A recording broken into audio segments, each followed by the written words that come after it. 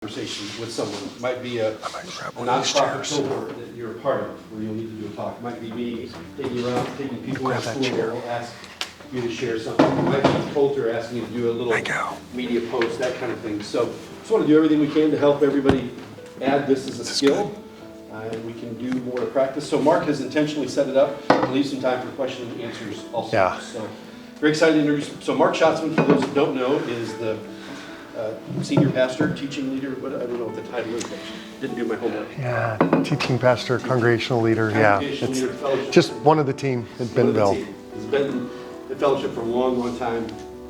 For my money, he's one of the best speakers I've ever heard. He's just amazing. And his heart It's kind. and his passion to help others is amazing. So I want to get to the content as soon as we can. So Mark, thanks for being here. Thank you.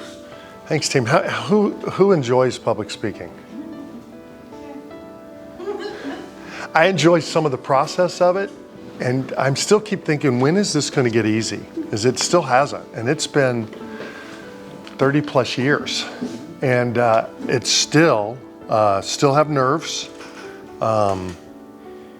still filled with insecurity, still own worst critic. None of those things ever go away. So if you keep thinking like I shouldn't do this until that stuff goes away, you'll probably never do it. The other thing I think is we probably all are public speakers.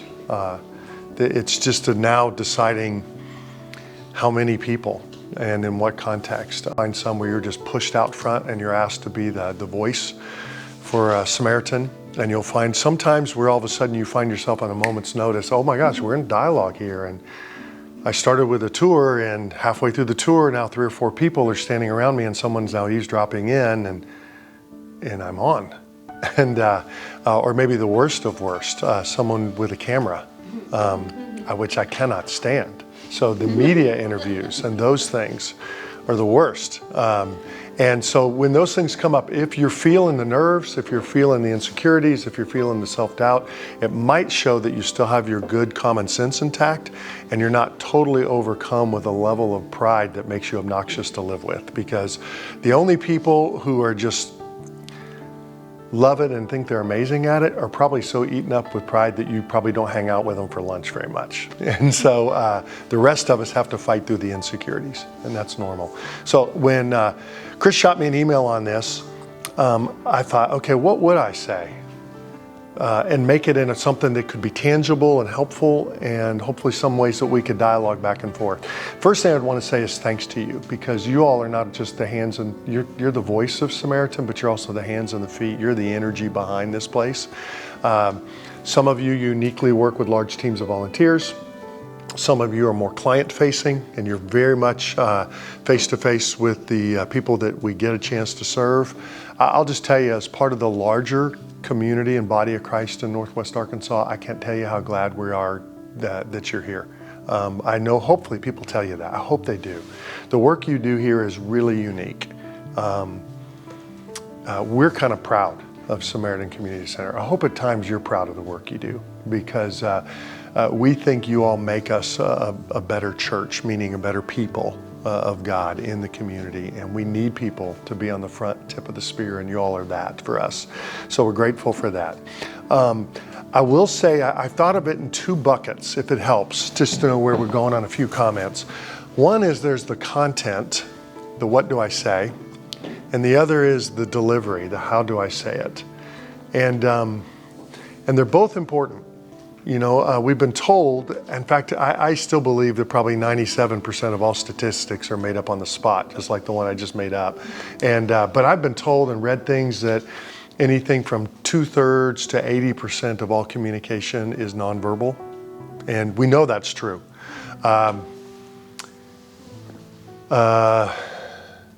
Like if you were to take a sentence, you know, I didn't say she stole the cookie. I don't know, I just made that up.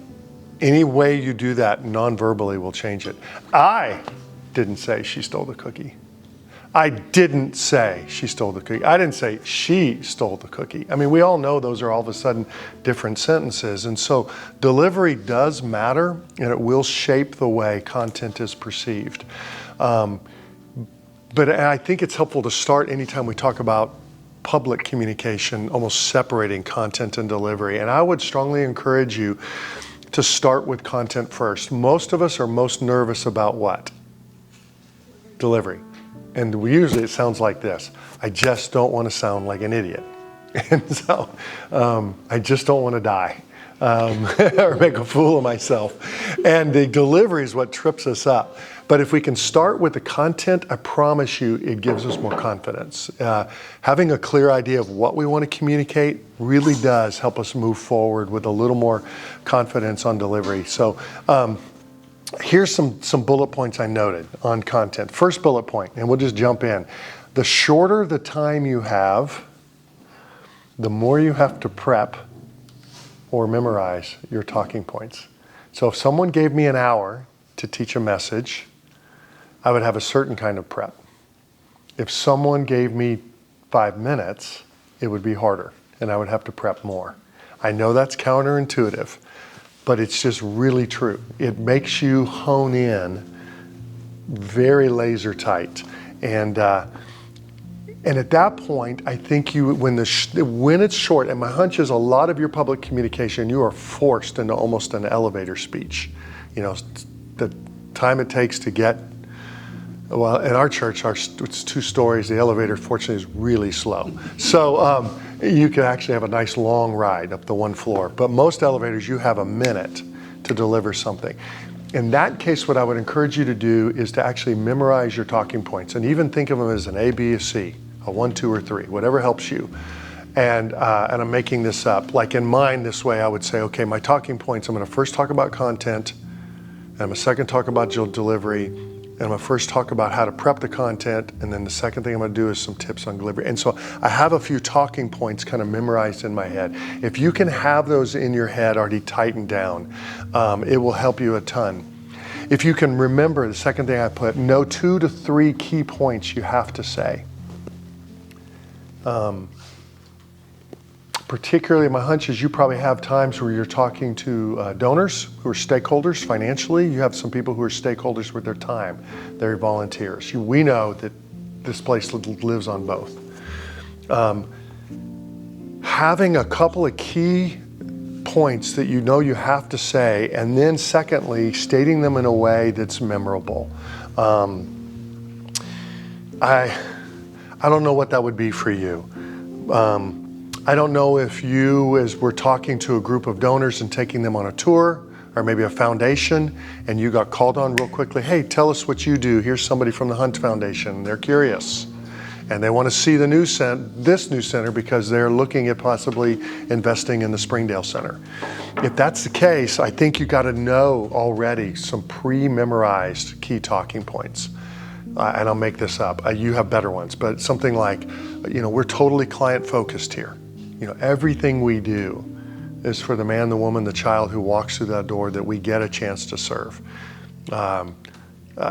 Little things I do with our staff team all the time. I always say, all we do is follow our leaders into ministry. We've never had a creative idea. We never will. But God will raise up creative people around us, and our job is to follow them, to get behind them, to equip them in ministry. I'll kid around with our team sometimes and say things like, hey, our fruit grows on their trees. We don't have any trees of our own. But them and how fruitful they are, oh my gosh, that's everything. And so whatever the phrase is for you, whether it's in care, whether it's in snack packs, whether it's in the counseling center, the dental side, whatever that is that as a hook for you, my hunch is if it moves your heart, it will probably move their heart as well. So if it's in the dental clinic, I cannot tell you what it means to truly watch somebody smile, not just on the inside anymore, but on the outside. And to have them be proud to show what's on the inside. Or in the care ministry, for someone to take the help we gave them, and that becomes helpful help that they run with that from there. And they're now creating their own solutions. Oh my gosh, that's everything we live for here. But those little memorable phrases will stick when you're pushed to have a really short, when you don't get a lot of explanation. I heard once Chris say this, so I remember it. He must have said it. It must have been meaningful in his own heart, but something stuck in me, and I won't quote it exactly like he said it, but he said something like to me, and this was standing in a hallway, maybe even a church, maybe it was out here. He said, our favorite statistic is the one we can't count. The rent assistant that isn't being asked for because they got help in the marketplace or they got help with a meal and now they had money to handle their own rent. That statistic we can't count is so meaningful. Well, for me as a donor and a volunteer with Samaritan, like that resonated with me. Like, oh my gosh, I'm super grateful for the meals that we can count, but what about the good it does that we can't even count? You know, beyond the fact that they didn't need the utility help that month because of it. So it made me more motivated and glad that our family's a donor.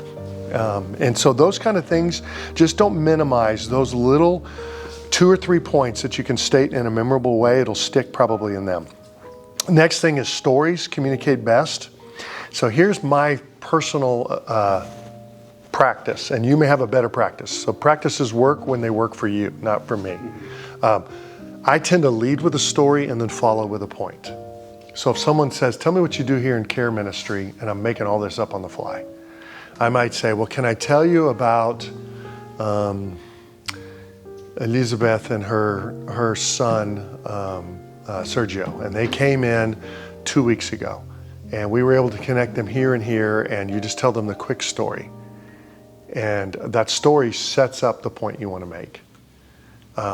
What we know now is that Elizabeth and Sergio no longer need rent assistance for this month because of the help we were able to connect them with this group, and then the marketplace, and then one of our encouragers came along, and we saw all points of what we do touch together.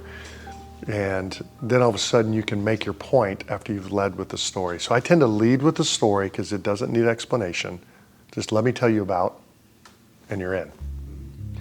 By the way, same with hard conversations you have to have interpersonally with each other. Sometimes all you have to do is lead with one line and you're in. Like you have that awkward conversation with a coworker, how are we gonna resolve a conflict? And sometimes just saying, hey, I don't know exactly where to start this, but I need to bring something to you. Well, now you're in. So you figured out where to start by simply saying, I don't know exactly where to start, but, and you're in. Same with a story. Someone says, tell me what you do back here in dental. Well, let me tell you about, and then you tell the story, and then you make the point of the kind of dental work or the care that you provide. Let me tell you about the story of Bob, who volunteers, and tell you why Bob is the hero for me around here. And you're in telling Bob's story of why he gives. I think stories also make good leads of your point, and they can make good transitions to the next point. So let's say the next point you have is to ask them for their time, or their money, or their influence. We really need you to go back to the Alice Walton Enterprises, what's now known as AWE, Arts and Wellness Enterprises, and see if you can tell your program director on why we think a tour would be a good idea here. So once stories make great transitions, because sometimes the pressure you're feeling is asking them for something. I need to see if you would come in every Tuesday afternoon. I need to see if you would give a gift at the end of the year that might be the largest gift you've ever given away in your life. I mean, do you ever get nervous? I get nervous when all of a sudden the ask has to come. And sometimes for me, the best way to do the ask is simply tell the story and say, and that's why I'm glad that someone asked me to be involved.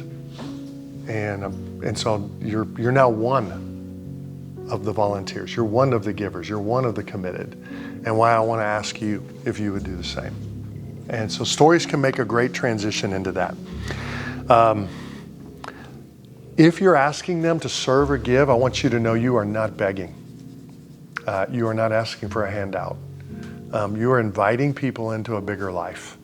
The truth is our worst days, like our worst Mondays or Tuesdays or Wednesdays, happen when we live a vision of our life that's only as big as ourselves, right? When I live a 6'3" vision of life, by the way, I've just noticed because of my youngest son, who used to be the same height as me, and now I'm shorter. It's not because he grew, I'm shrinking. So when life is shrunk down to my size, days are pretty boring, pretty tasteless, pretty uninspiring. But when you live a bigger vision of life, we kind of come alive. And so when you ask someone to serve or to give or to use their influence to help this community through Samaritan, you really are inviting them into something big. So have confidence that this is an invitation to a bigger story, and go for it. I heard, it tells you those little memorable lines. I heard a coworker of mine, Abel, make a comment the other day. He said, you know, there really is a genius to generosity. It's so darn freeing. And she's really true, because you've never met somebody who's on their deathbed who says, dang, I was too generous and other-centered with my life. I just wish I'd used my 84 and a half years on more petty, small-minded things. No one's ever stepped into eternity with that thought on their mind. They've always stepped in by wondering, did I live a bigger life? Did I live more other-centered or more generous? So go for that, and don't be shy to ask. But again, for me, if your time is short, have a couple of key memorable things that you know in your head. Maybe even a story. You can lead with a story and then make the point. You can make the point, then use the story to a transition to an ask. Usually the story is pretty key. And then one of the things I asked Chris when he came and talked to our church about Samaritan Community Center, because the North County honestly is growing with so many new people, and now that the center here is more in the central part of Benton County, my fear was that our people wouldn't know the story of Samaritan and what you're doing. So I had him come up and I said, I'm going to interview you, but the first question I need you to answer is your own story. I need your origin story. Why are you involved in this? Your origin story is more exciting to other people than you know. Anytime we have missionaries come back, I make them retell their origin story. Like, you didn't wake up one day as a 3-year-old probably interested in Indonesia. Why are you there? Why are you going through the pains of learning another language and another culture? Well, there's usually a fascinating story. So your origin story is cool. Don't hesitate to tell your own origin story in the content. So that's the content side. Any thoughts on content before we go to delivery?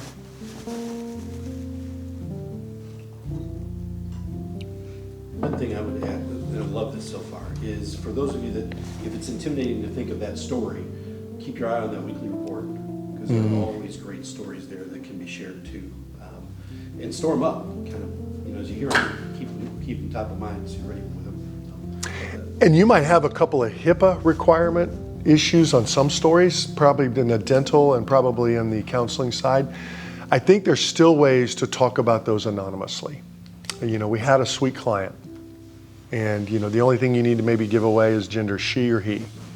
Had just found that they were always hampered by something, and this became a breakthrough for them. So I think there's still ways to talk about the story and honor the privacy requirements that you have as well. Any other content things? And by the way, who is forced to give longer presentations on behalf of Samaritan? My hunch is you guys get blindsided by lots of short ones. And you weren't even thinking about it, which is totally nerve-wracking. I'm just busy today. And so now I'm on a tour and I'm supposed to be articulate. So that's why I always say a couple of key memorized things that you can do. Some people say, well, that doesn't feel very authentic. I think it's really authentic. And as long as it really happened, it is authentic. Don't make it up. Don't lie. But it's authentic if it really happened.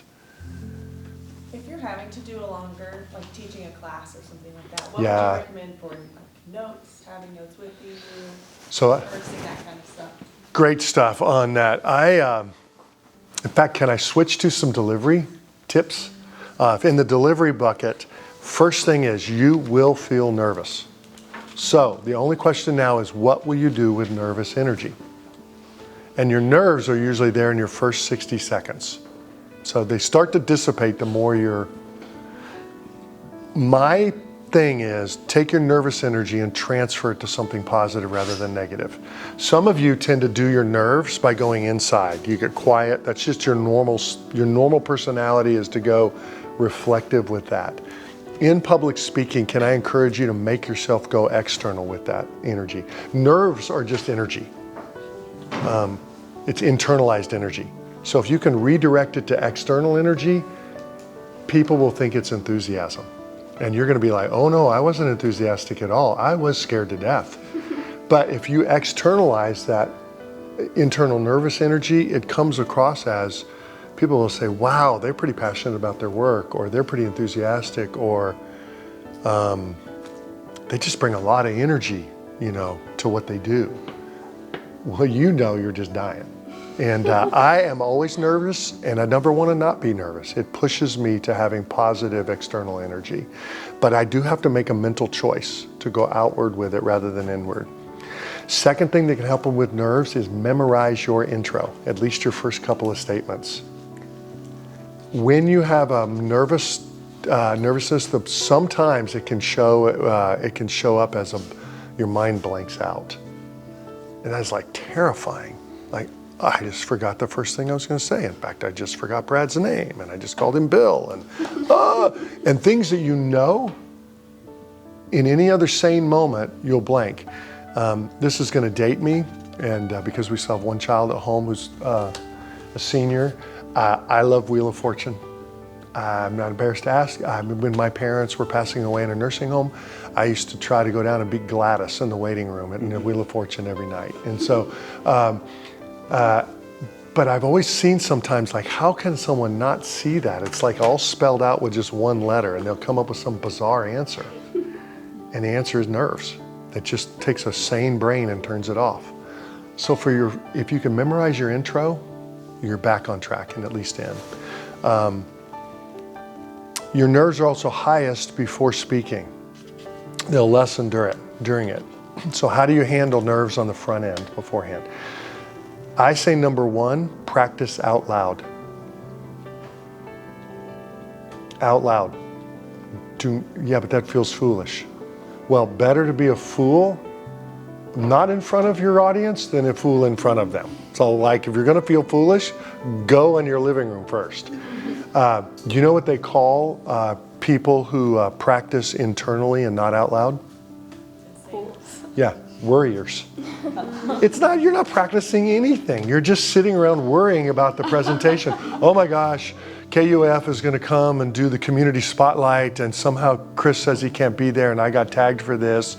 And so Kyle Kellum's going to be down here doing this 60 to 90 second interview that will be running in the middle of their noon show, which is pretty listened to, and you're just fixating in your head. You're not practicing, you're just worrying. You're increasing your nervous energy and not directing it positively. So practice it out loud. To practice out loud, I choose to write things down. Here's the thing, I have notes. And I do this a little bit for a living and never do not have notes. People are surprised that I'll just tell you, I manuscript every teaching I do. Now, hopefully, Lord willing, I'm not reading to our congregation. I'm actually having a little more of a connection to them. But I do that for a couple of reasons. Number one, because my life, like your life, is busy, and I have other things to do between the time I prepped what I'm having to say and when I actually say it.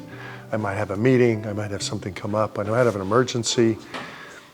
And I didn't want to lose those good ideas by just worrying while they're in my head. So I actually manuscript it. Now, when I take it up front, I used to print and use a highlighter. Now I use an iPad. Whatever technology works for you. By the way, there still is something foolproof about paper. I had a wedding, and I had one sermon once where the iPad died. And fortunately, I had slides for the sermon. But if this couple ever watches their wedding video, they will see that the bride's vows were very different than the groom's, because I was making them up, and I was holding a totally dead black screen that wouldn't come back on. And for whatever reason, it died. So technology has its limits. And so if you find yourself sticking with paper, there's something foolproof about that. And I used to just do paper, and I would color code some key words so that I'm not reading the paper, but I would know if I'm going to tell a story about Bob, who's one of our famous volunteers in our market, I would just highlight the name Bob and maybe mark it. And then I'd be off and running. And I could look down at the notes if I needed, but didn't have to because I could just grab Bob, mark it, and go. So I write down everything.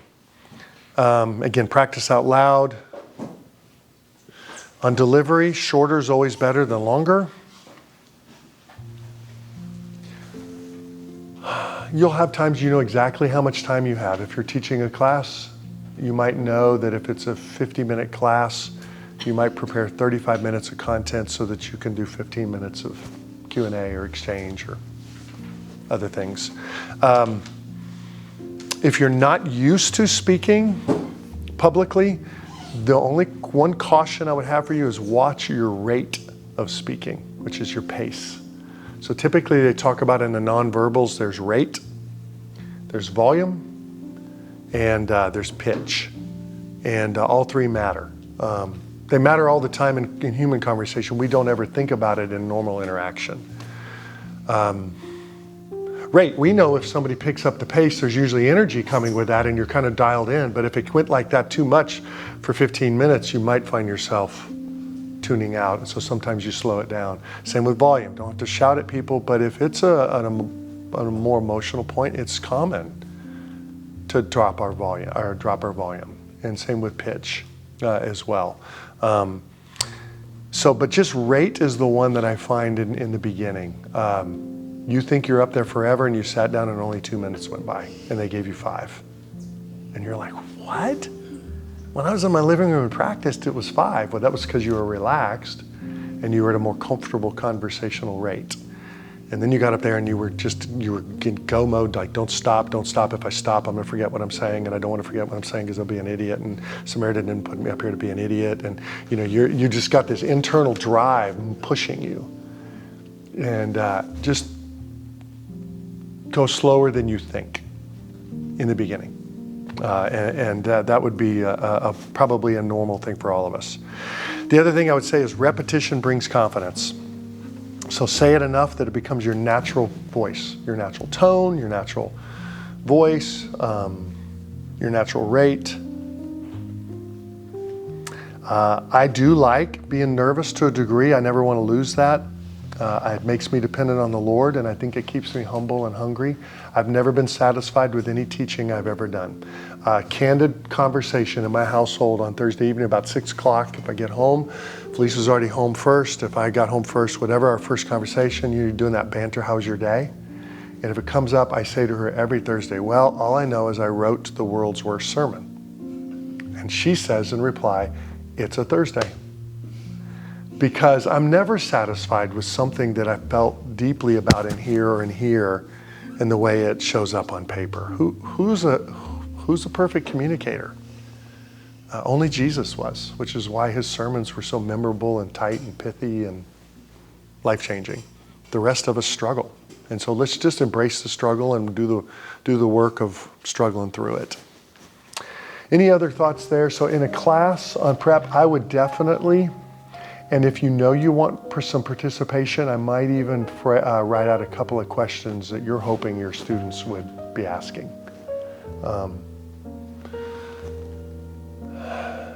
I don't know if I'm reading the weekly reports, if there's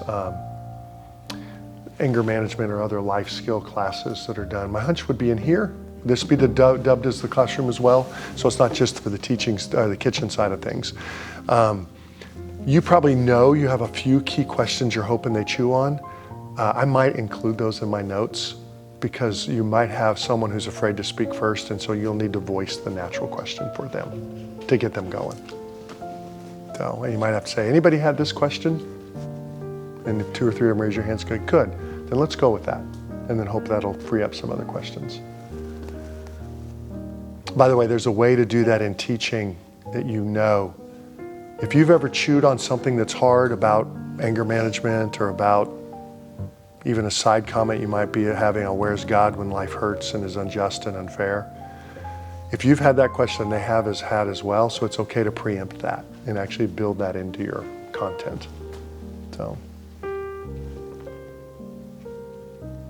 other thoughts? I've got a question, Mark. I love what you said about tell that story, then they can transition into the ask. And we're asking them to do a bigger thing, and we should be proud of that kind of thing.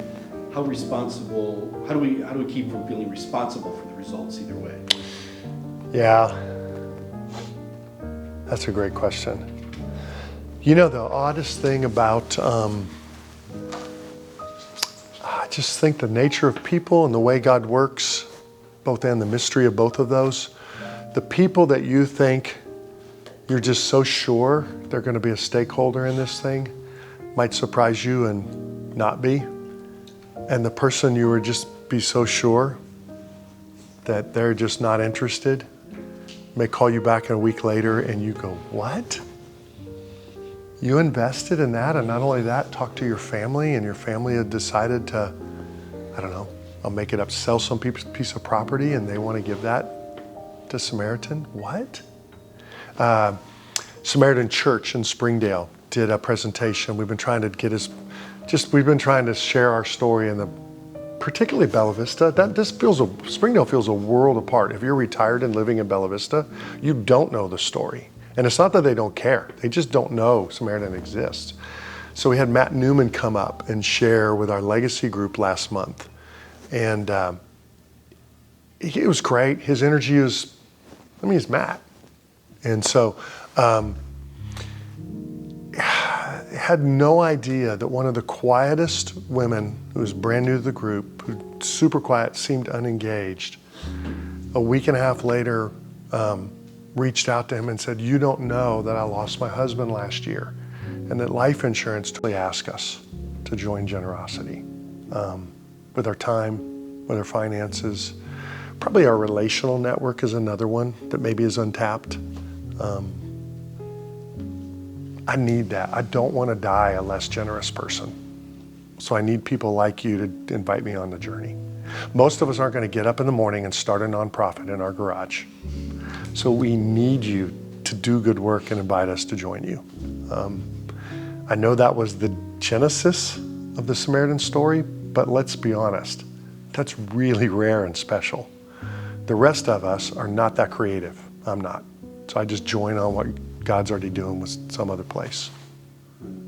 What do you think about the ask without asking? So you've told us a powerful, inspiring story that's drawn me in. Yeah. And then the point then being, boy, if we could have these resources, we could do so much more. These are our needs, but then stop.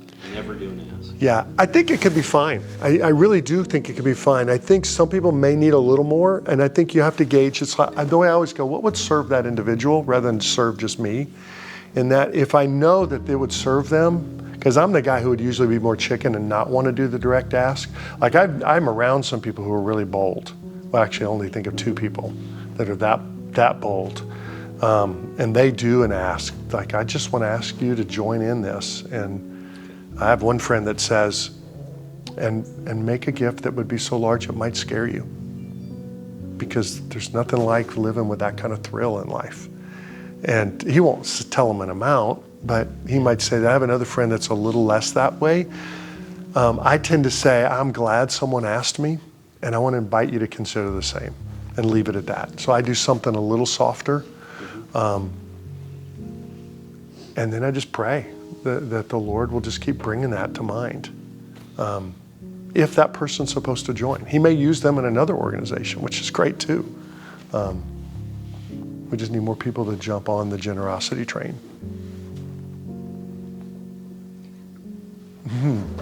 For somebody that is not really in a position to do a lot of public speaking, it may be somebody walks in the door in the afternoon and I see them and Yes. they tell me what they need, and I go into the things I was taught or told to Right. say. What happens if you're in a position even outside of here and a conversation comes up and you think that you've prepared yourself to answer the questions that you normally will get from somebody? Yeah. And then all of a sudden they throw something in there and you're just like, I wasn't prepared. I don't even have an answer. Do I run away? I mean, it just feels like I need to go down an aisle and hide. Yeah. Yeah. In my last place where I was there for 12 years, so I have way more than I Tons of experience. say. Yeah. But, Cindy, how long here? it was a month last Wednesday. Yeah. So my hunch is that reservoir will get deeper. You will become a subject matter expert. And so take the pressure off now. I listen and I hear Chris, which Chris could have a conversation with anybody. And I get a little bit of bits and pieces from everybody else. Yes. If I'm in the lunchroom and I can hear what they're saying, and it may be something that I'm like, oh, okay, then I can say that.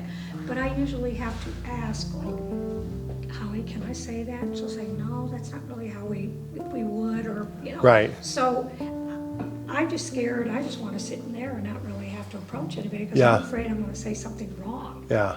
And then it will come back around in that, well, that girl there, oh, her name's Cindy, I saw her badge, and then I'm gonna be like, oh man, I just need to leave now, because Yeah. I don't wanna do anything detrimental, say anything that way. That's That's interesting. I have the opposite problem, don't I, Chelsea? Never worried about saying. No comment. But, Public speaking. I mean, you can be well under, organized as far as what you're gonna say and how you're going to say it. Yeah. Then you can be like Chris, or can just talk to anybody Yeah. anytime. And it's because of 25 years of volunteer and then staff that probably, and he wouldn't say this about himself, but he's such a subject matter expert that it can come off the cuff. It really isn't off the cuff. It's come through 25 years of prep. And Debbie's the same way. I mean, you bump into Debbie and like, factoids just plop out of her. In fact, just before we started here, I grabbed her and said, hey, tell me where we are on year in giving. And like, no kidding, no surprise, she wasn't prepped for that, but the factoids just started spilling out of her because of all the experience. And your well will get deeper. So every time that cup goes into the well to draw water, it will come up more and more full as each month goes by. So some of that will take care of itself in time. And then the other thing I would do is lean on borrowed experience of your coworkers. Like those care reports. And again, I can tell, again, just because I know Samaritan, I can tell the parts of the reports that are more HIPAA protected and we're just a client. And then one is so-and-so came in and it's not as protected information. On those ones that are there telling you the story on that monthly report, I think it's okay to even have one in your mind that just says, when someone asks you a question, well, that's a good question. Let me think about that. But while I'm thinking about it, I did run across a story. I did read a story that came out in one of our weekly reports. It's really neat, and you're just into that story. Having one or two, I don't think it takes much, one or two key talking points, one or two key stories. That's just in your hip pocket for when you get blindsided. And then if you're out of your context here, that's harder. I'm that way. I fumble way more when I run into somebody in our congregation at Walmart or at Planet Fitness than I do at church, because it feels like home base at church. Just practice. Yeah. So, but those one or two key points can save you a lot. You know, in my role here, what I get to do is, and you have one or two key points, and your origin story matters. Hey, I'm new to the team, but this is why I'm so excited about what I see so far. You know, only a month in and I already see. So now all of a sudden that feeling like a limitation is actually a strength. You know, I have fresh eyes to this, but this is what I see. And I see more because everybody else is more connected. Yeah. And there are areas where I'm behind the computer and, you know. Cindy, what area are you working in? Admin assistant. Okay, yeah. So I've kind of gone around to a couple of different Yeah. programs and worked a day in them. And I was really impressed with Yeah. that. I mean, I've never been able to do that before. Yeah. And so that's really put a perspective on me and kind of, you know, gave me some warm and fuzzies. But Yeah. seeing, you know, being in there just even for that short time. Yeah. And helping out wherever I can. I mean, I'm walking around going, what do you need? What do you need? What do you need help with? But it's just that I'm not connected. Yeah. in one-on-one. I would take that weakness and turn it to a strength, because there is a little hidden strength in there.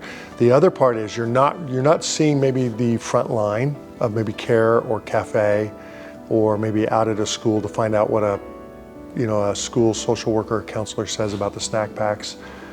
But you are sitting at the hub and see a lot of little interconnected pieces. And so maybe even say, you know what, in some ways I have a background role in the admin assistant, but the other ways I get to sit kind of at the hub and see a lot of little touch points of Samaritan, and here's what I see. Okay. And Colton, I still think I had Chris had an idea once. I don't remember. We were talking between a worship service, and he was saying something about like a shirt. Let's say a shirt gets donated to a Samaritan shop. That was your idea. So he was telling me, I was already drawn into the shirt idea. Colton, I'm sitting there going, oh my gosh, what a killer idea. And you want to take it? Here's what I heard and the receiver. And again, we were passing in a foyer, so we didn't have a long time. I heard shirt gets delivered, donated to a shop, gets cleaned up, gets sold. What does that $3 become? That $3 then, that shirt, then turns around to maybe a snack pack or maybe a cafe meal. But the cafe meal was someone who connected with an encourager, who introduced them to a care volunteer, who maybe then set them up with some long-term mental health in the counseling center. So it started as somebody just whose son outgrew a shirt is a life being touched. And so that's some of the behind the scenes connection. Colton, you got to chase that idea, buddy. We would, I'm telling you, we would show that all day long at church and on our social media. It's Coulter, buddy. Coulter, I knew that. And by the way, I knew that, but we only bump into each other like twice a year when I'm trying to avoid him on a video. It's Bill who told me. Yeah, Bill, thanks, Brad. That's perfectly fine, Mike. Yeah. And it would be easier if you change your name to Colton for me. You're usually the emails I ignore because he's like, hey, we want to know if you would do a video to show. And I'm like, or I could get you somebody. Yeah, Debbie wants to know if you would do it because you're on the board. Yeah! Mark, I had another question back on the nervousness that we all have, but that redirection to external energy. Mm-hmm. One method I see played out in all types of speaking genres, you see it in comedians and all kinds of speakers, is that tool of self-deprecation. Yes. What do you see as the pros and cons? If it's overplayed too much, it does become too self-focused, Brad. So, but I actually think it's really, Jim Gaffigan does it to a mastery. He's made a living on kind of acting like he's the buffoon up there as a comedian. And there are others who do it really, really well. Nate Bargatze is popular now and does it brilliantly, like, oh shucks, I'm from East Tennessee, could hardly get out of high school, can't even spell biology. And you realize he's probably wicked smart to be able to create all of this. So I actually think it can be really helpful because it's so relatable. It's which humbling. one of us? It puts us on a level, hey, I'm with you, I'm not above you. Especially because which ones, only the most narcissistic do not carry self-doubt. Yeah. And they probably should be carrying more doubt. But you see, So I think it's okay to just say, not overdo it so it's not about me. Yeah. But in that nervous energy to say, I don't know, whatever that would look like for you, like, hey, I get to work with it, I have this long history at Samaritan, I do IT here. I'm not even real comfortable with public speaking. I don't even know why I'm doing this, but here's what I do know. And then you're not bragging about yourself, but you can brag on the organization you get to serve. So we're not perfect here, but you all do good work. You can be proud of the work you do here. That's not arrogance. And you probably sit around lots thinking how you need to improve services to clients and maybe brush up this or that. But you can be proud of the work that you do here. And so it's okay to start in that self-deprecating and then shine the light on the organization or your clients. Like the courage to make some of the changes and life changes they're making, that's awesome. Bragging on them all day long is incredible.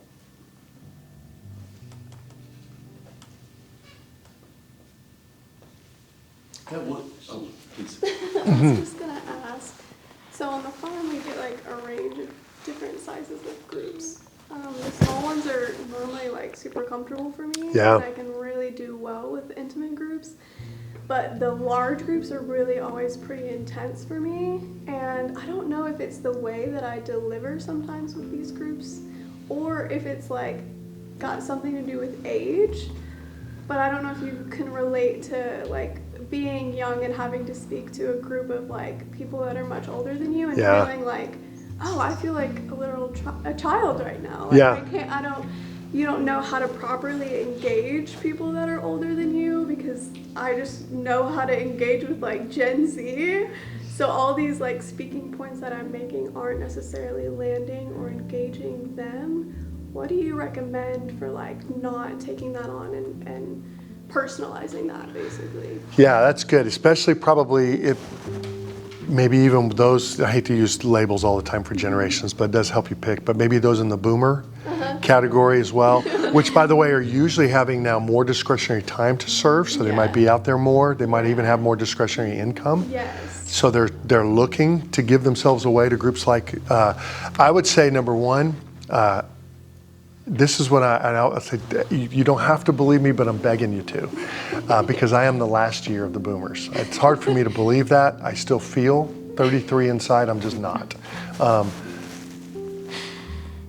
There is nothing more contagious than somebody who's young and who's caught the disease they want. There's nothing more contagious. They actually admire you. Here's the freaky thing, they're intimidated of you. That's wild. And it's true 100% of the time. So the most contagious group of men and women in our congregation is our Legacy congregation. They have named our seniors ministry, they named themselves Legacy, because their vision and their passion is to live, they're my age and up, but they want to live and finish life well from God's perspective. They want to take good care of one another while they do it, and they want to invest down another generation. They say they can do those 3 talking points. I've heard it from them a million times. There's about 150 of them. They are the most fun, funny, contagious people in our body. Here's what they tell me all the time. I had one of them accost me. One of our youngest Gen Z leaders, 23 years old, was in a residency, serves like crazy, has done an amazing job with us as we pay him with housing, but then we don't pay him at all. I mean, we work them for housing. And he came to me at the end and said, his residency's ending. I said, it is. And he said, and he poked me in the chest. He said, you're gonna hire him, aren't you? And I said, we don't have a position. And he goes, create one. And he poked me twice. And I said, Greg, I just can't change the budget that our elders have approved and just I'm not a king. I mean, we work through a process here. And he goes, no. He said, I would follow that young man anywhere. Now this is a 73-year-old. Create one. And I said, well, you happen to know a couple of elders, and I wouldn't be ashamed if you wore out their emails. And so they call me later, and they're like, did you sit Greg on us? And I'm like, yep, I did. And we weren't able to create it, the position. But here's what I realized. He just wants to follow that same contagious enthusiasm. The reason they're showing up on the farm, they probably have a little more energy, a little more spunk, a little more inside, even though they're aging on the outside, they feel young inside. Who you are in age is actually your best asset. The worst thing you could be is middle age right now, because you would not be as compelling to them. They want to be around your energy. And so even use that to your strength. You know what's exciting for me is I might be the age of some of your grandchildren. Do you know what a thrill it is for me to be here? Yeah. So that's the self-deprecating part where you're relatable, but now you're spotlighting. Yeah. Well, how would you also deal, like, something I know we both struggle with is, since we are farmers, I think people think that we're this encyclopedia of all the knowledge. We do, because we don't know any. No, So yeah. seriously, when you have a skill set, we Right. think you know everything. That's true, but it is sometimes hard for us to be like, I don't know that, and I don't know that, and it makes you feel like, oh, like, am I bad at this? Yeah. Like, am I okay for this position? Because there's just a whole realm of things in agriculture that, we are doing the best we can, but we don't know everything. So Right. it's hard to be like, I don't know, like, and have to walk away like that. Or I could find out, but I have no idea, because people, I think, expect you to know. So That's sometimes true. that can weigh heavily on you. That's good. I'd go with that. Yeah. And tell them that. Here's what I've done, because that's my world as well as a pastor. People expect me to know the emotional and spiritual and psychological mystery and relational mysteries of the universe. Yeah. And what I always say is like, whew, Incredible question. And if it's one I've heard a lot, because it's the one we all wrestle with, Right. like for maybe in the farming realm, it's like, well, you know, I've heard that blight can take out this, and how can you stop that? Well, if you knew that, you would have sold that all over the globe, bottled it, and paid off every nonprofit's debts all over the state, right? And so just go with, like, here's what I know and here's what I don't know. That's almost how I always answer those questions. Well, here's some things we know. We know this about, you know, certain soil types mixed with climate, with the amount of moisture right now. And this, we know we're also in a drought right now, so this is coming up. Here's what we don't know. And if we could solve that, we would start a company together. Yeah, that's true. And maybe focusing on like engaging with them, like, do you have What do any you think? ideas? Yeah. What do you think? Yeah, because there's some mysteries. You are a subject matter expert in an area that people don't know. Right. So go with the stuff you do know, and don't feel like you have to bluff the stuff you don't. Just say, here's what I don't know yet, Right. or we don't know yet, or I haven't come across even any articles or farmers I respect that know this yet. Okay. And that actually helps people. And in some ways, by the way, you're actually coaching people how to think through their own challenges. Like, yeah, I'm working in the back, because some people might have a passion for growing in their own backyards, and they're like, We get that's a lot of right. those people too. you know, there's some things I do know about how to make this work in my back. I'm not making this work. It's okay. They don't know either, and they do this for a living. Yeah, true. So. That's true. Thank you. Mm-hmm. But your age is actually going to be a plus. I think every healthy so my dream for us as a church, and I think Samaritan models that too here, is that we have leaders in their 20s, 30s, 40s, 50s, and 60s. And if the Lord would give somebody really good health, they even into their 70s. But I just think that's a real strength. And the meeting I just left to get here, we go from 23 to 61. Mm-hmm. And That's how it is here. What's that? It might be others. Yeah, we have. And I think that's a strength of a healthy organization. Yeah. That's pretty cool. And around our table. And there's very different perspectives. Yeah.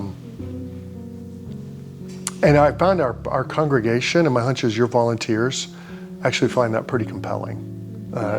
They don't want to show up where everybody's like them. It feels good to see from Gen Z all the way up to our boomers. And you might even have some that are older. I'm doing that thing. I should never forget his name. Volunteers are all the time in the market. Fellowship person, silver-haired gentleman. Benny Latimer or Mike Mulvaney? It's not Mike. I know Mike really well. Is it Benny? Benny. It might be Benny. Or John McAfee also volunteers a lot. His fellowship, very tall. John's very tall. Yes, then it's John. Okay. Tall and thin. Yes, that's John. Okay. I'm guessing.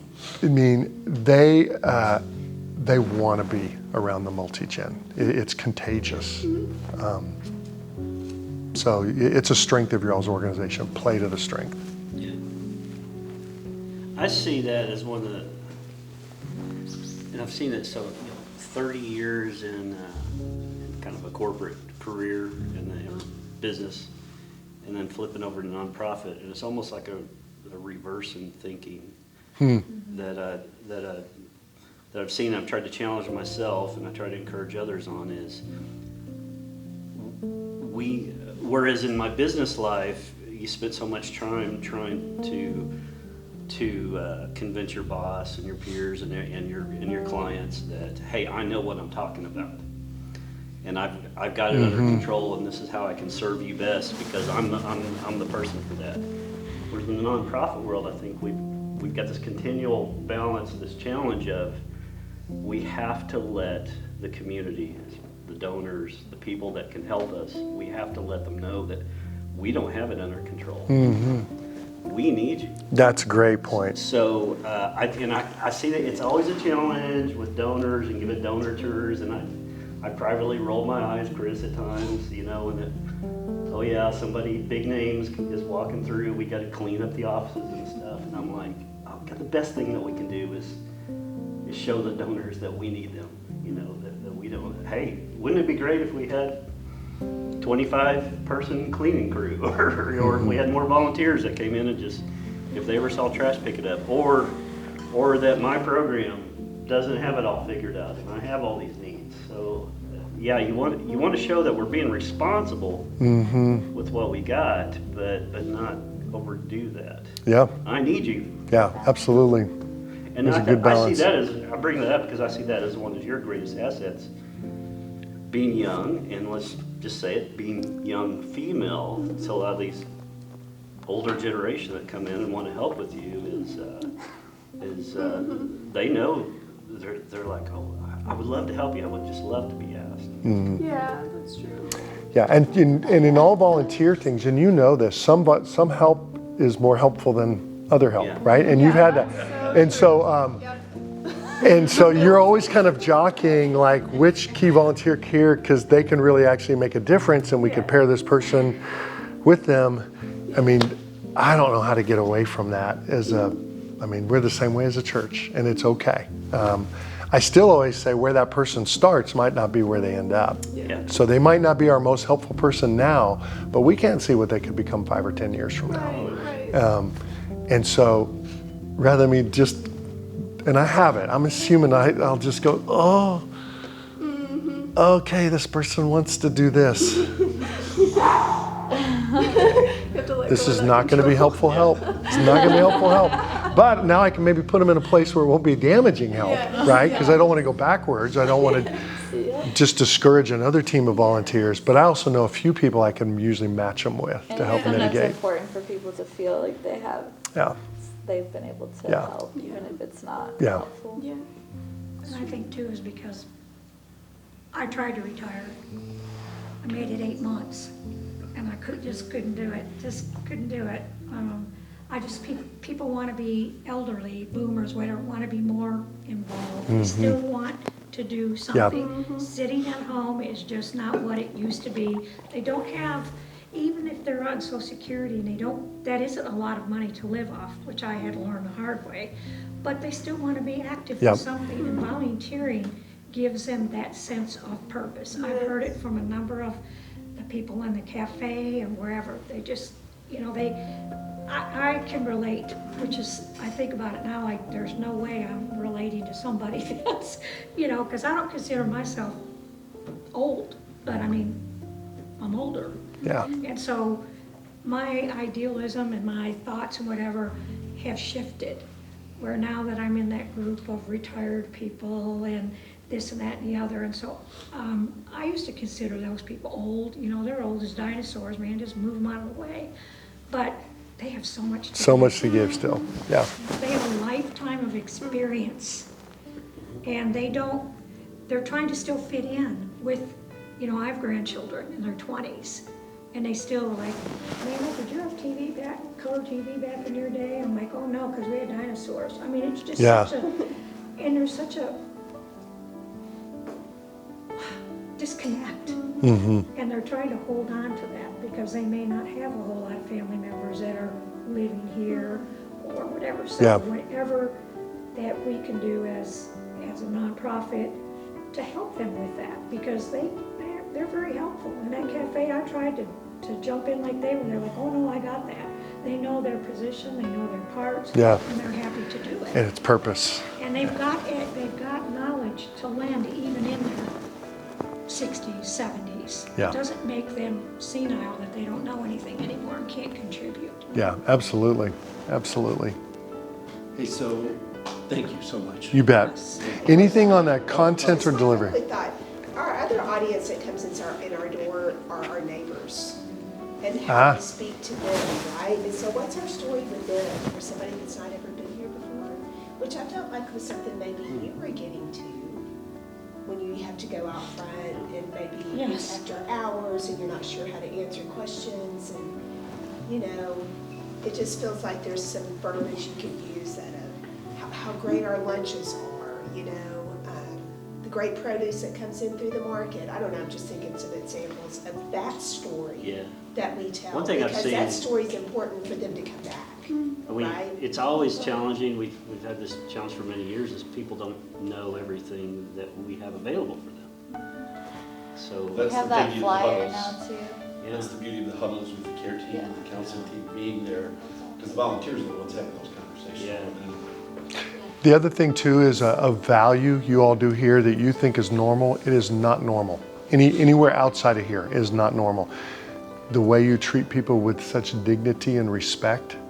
For our neighbors that have usually have been used to receiving social services, to be disrespected has become the norm. To be looked at as less than has become the norm.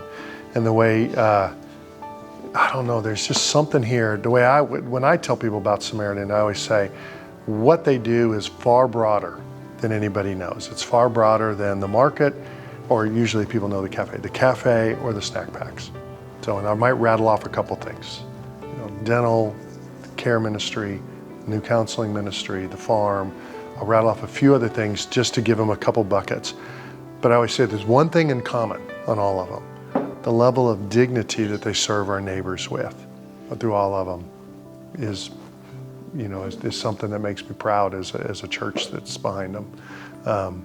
So I usually try to highlight the dignity aspect as well, because we all crave that. You'll be welcome. Come back tomorrow. You'll be welcome. Right.